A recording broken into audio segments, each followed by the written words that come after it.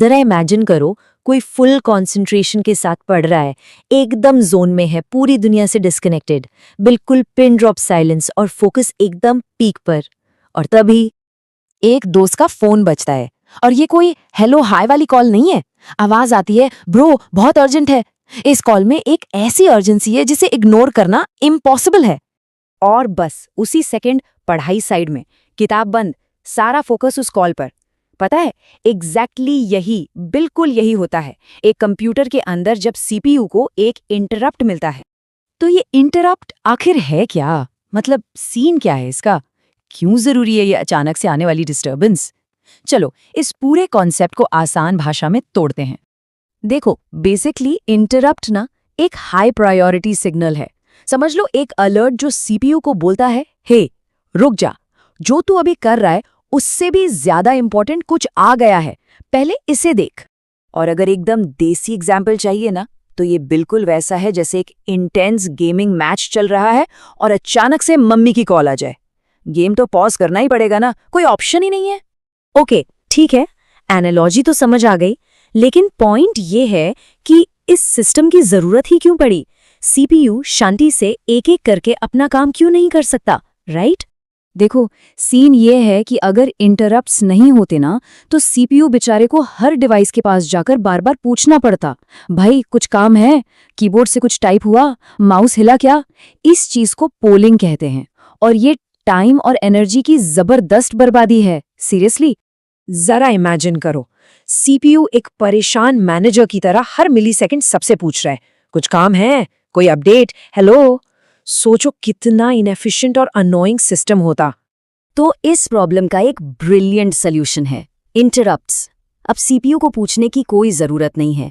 उल्टा, जब भी किसी डिवाइस को सीपीयू का अटेंशन चाहिए, वो खुद ही एक सिग्नल भेज देता है। तो अब सीन बिल्कुल पलट गया है। अब डिवाइसेस खुद चिल्लाती हैं, सुनो सीपीयू, मेरा काम आ गया है, फटाफट यहाँ आओ। इससे सीपीयू का कीमती टाइम बच जाता है और वो तभी रिएक्ट करता है जब सच में जरूरत हो। एफिशिएंट है ना? वाई तो क्लियर हो गया, लेकिन अब आते हैं हाउ पर। ये पूरा प्रोसेस आखिर काम कैसे करता है? चलो इसके पीछे का जो मैजिक है ना, उसको स्टेप बाय स्टेप समझते हैं।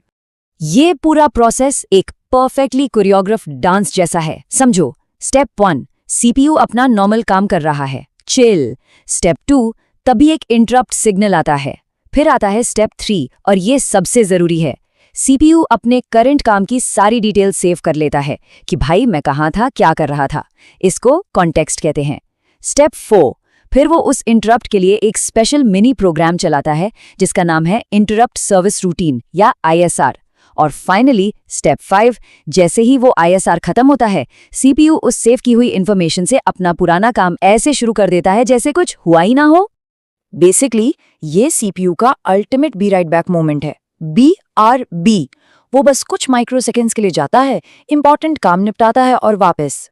लेकिन हाँ, कहानी में एक और ट्विस्ट है। हर इंटरप्ट बराबर नहीं होता, कुछ ज्यादा अर्जेंट होते हैं, कुछ कम।